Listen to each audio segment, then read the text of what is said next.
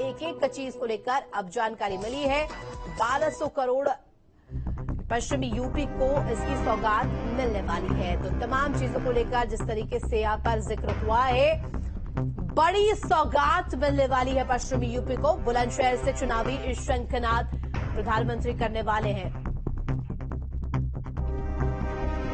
हमारे साथ जुड़ गया अभिषेक। देखिए, चुनावी शंखनाद प्रधानमंत्री आज करते हुए नजर आएंगे।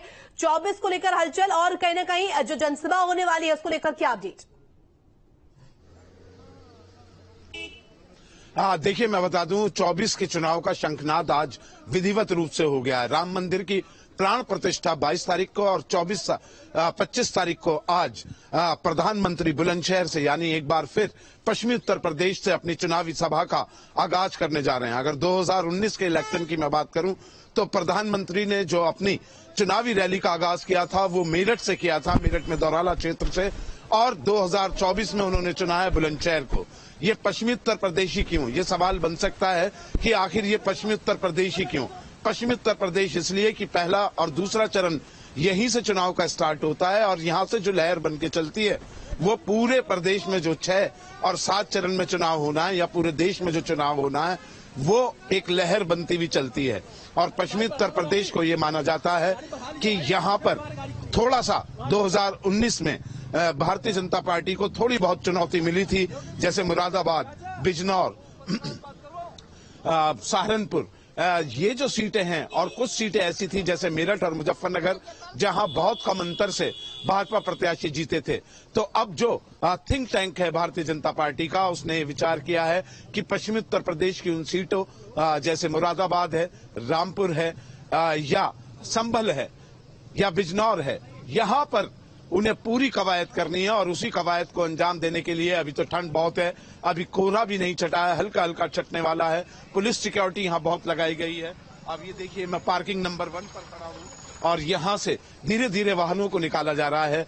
पुलिसकर्मी सुबह 6 बजे से यहाँ ड्यूटी पर मुस्तैद हो गए थे। बिल्कुल अभिषेक, और लगातार मैं चाहूंगी कि आप हमारे साथ बने रहे। अमित चौधरी भी जुड़ गए हैं। अमित, देखिए, लोकसभा चुनाव 2024 का शंखनाद प्रधानमंत्री आज करने वाले हैं, बुलंदशहर पहुंचेंगे। और ऐसे में ये बात अगर जिक्र करी जाए तो कहीं ना कहीं बहुत मुखातिब होता है, क्योंकि देखिए 2014 का चुनाव हमने देखा, 24 सीटें मिली थी बीजेपी को 27 में से। इसके बाद ग्राफ थोड़ा कम हुआ, 2019 में 19 ही सीटें आई। उसको कहीं ना कहीं सुदृढ़ करने के लिए ये पहल कहीं ना कहीं की जा रही है। कहीं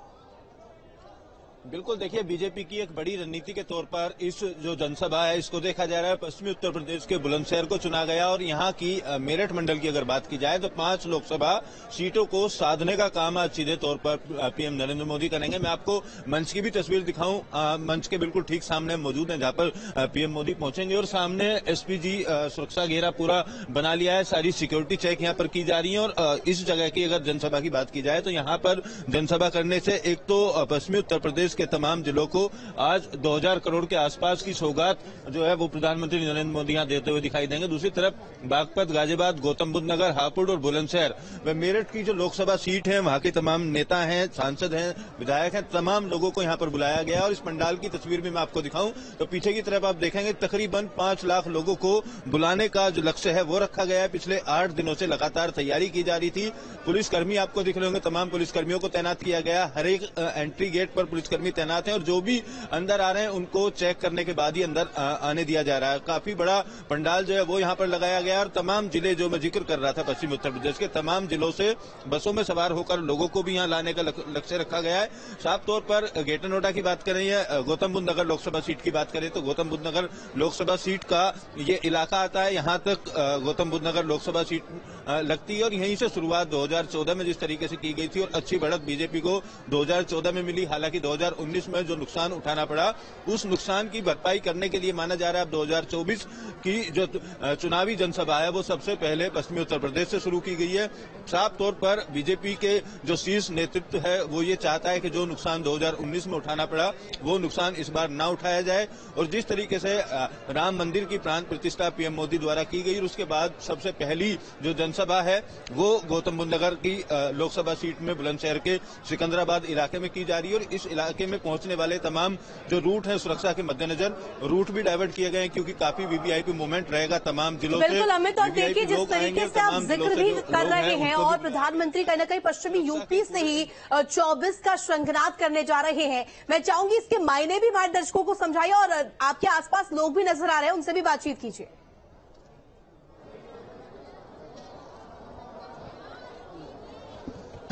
बिल्कुल, देखिए अभी जो मेरे आसपास लोग हैं ये सुरक्षा से जुड़े हुए तमाम लोग हैं और जो पब्लिक आनी है वो अभी कुछ ही देर में यहाँ पहुंचना शुरू होगी। पीछे की तरफ कुछ लोगों ने आना जरूर शुरू किया है और मायने की अगर जहां तक बात की जाए तो इस पश्चिमी उत्तर प्रदेश के इस इलाके को पहली इस रैली को चुनने के लिए सबसे बड़ा जो मायने है वो यही माने जा रहे हैं कि 2014 के तरीके से नतीजे इस बार 2024 में आए।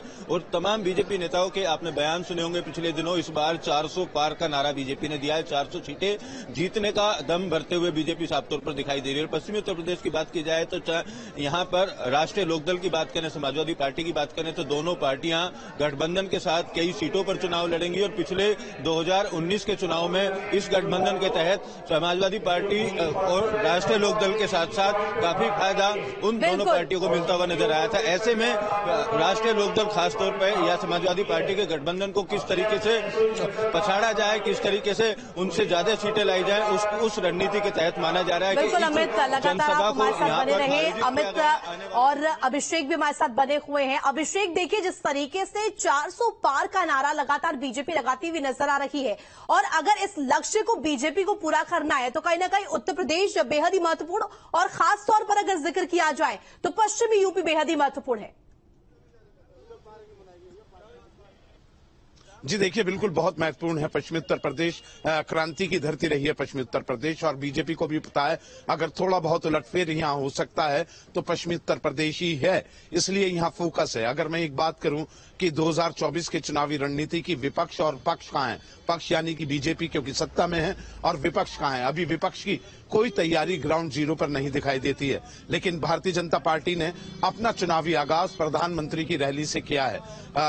22 तारीख को जो राम मंदिर पर प्राण प्रतिष्ठा हुई थी उसके ठीक 3 दिन बाद ये कार्यक्रम रखा गया है। लगातार प्रधानमंत्री नरेंद्र मोदी के कार्यक्रम हैं, इसके बाद कई नेताओं के कार्यक्रम हैं और तैयारी जो है 2024 की संघ ने और बीजेपी के जितने भी रणनीतिकार हैं बैठ के कार्यकर्ताओं में जोश भरना और कई कार्यक्रम लगाना, वो सारे कार्यक्रम पिछले 2 महीने से चल रहे हैं। क्योंकि ये माना जा रहा है कि अगर उत्तर प्रदेश में फतेह कर ली गई और उत्तर प्रदेश में अच्छा परिणाम आ गया तो फिर देश में जो 400 का नारा है, 400 प्लस का जो नारा है, उसे पाना बेहद आसान होगा। तो कुल मिलाकर ये 2024 का चुनाव तीसरा चुनाव होगा प्रधानमंत्री नरेंद्र मोदी का, 2014, 2019 और 2024। इससे पहले विधानसभा चुनाव जो यूपी के हुए उसमें भी भारी फतेह हुई 2017 में और 2022 में। तो कुल मिलाकर इस समय पूरी एक्टिव मूड, जो चुनावी एक्टिव मूड है, उसमें भारतीय जनता पार्टी आ चुकी है। और नरेंद्र मोदी आज जब यहां से अपना भाषण देंगे उसमें कई सारी पश्चिमी उत्तर प्रदेश। बिल्कुल अभिषेक, आप बने रहे हमारे साथ। अमित भी बने हुए हैं। अमित, आप इस वक्त जनसभा स्थल पर मौजूद हैं। मैं चाहूंगी कि आप दर्शकों को तस्वीरें भी दिखाएं कि किस तरीके से तैयारियां की गई है सुरक्षा के लिहाज से भी और वैसे भी किस तरीके से जनसभा को लेकर तैयारियां पार्टी की तरफ से की गई है। साथ ही साथ इस दौरे को लेकर मायने भी बताएं।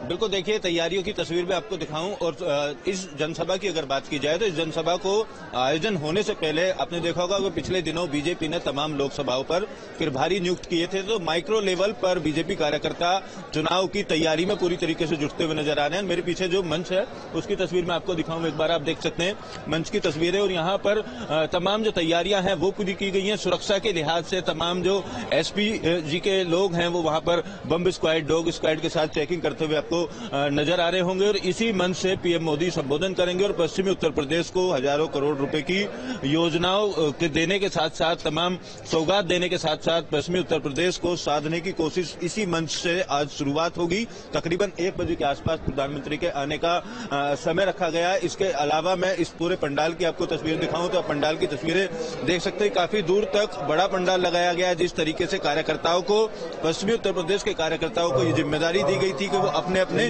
लोकसभा सीट से तमाम लोगों के साथ साथ विधायक, सांसद, ये जो भी जिलाध्यक्ष हैं, तमाम नेताओं को पूरी तरीके से इस रैली को सफल बनाने के लिए आदेश दिया गया था और इस पंडाल को पूरी तरीके से पब्लिक से भर दिया जाएगा। इस तरीके की तैयारी पिछले काफी दिनों से लगातार लोग दिख रहे होंगे। यहाँ देखिए जो नारेबाजी है वो भी लोगों ने करनी शुरू कर दी है। पीएम मोदी को लेकर काफी क्रेज लोगों में दिख रहा है। राम मंदिर की बात की जाए तो राम मंदिर को लेकर भी पीएम मोदी